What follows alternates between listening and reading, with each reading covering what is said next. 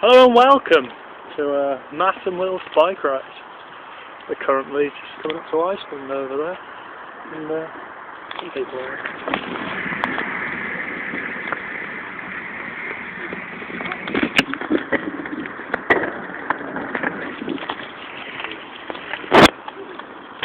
Right, well. Goodbye. What?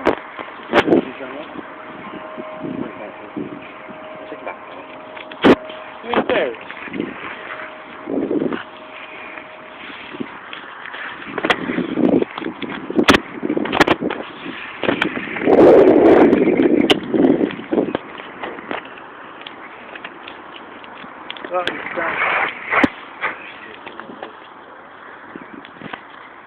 Reminded me when I thought it was about to rain.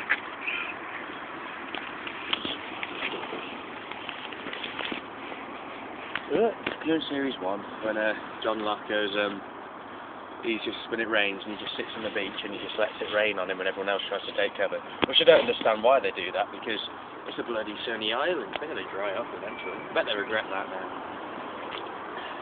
Yeah.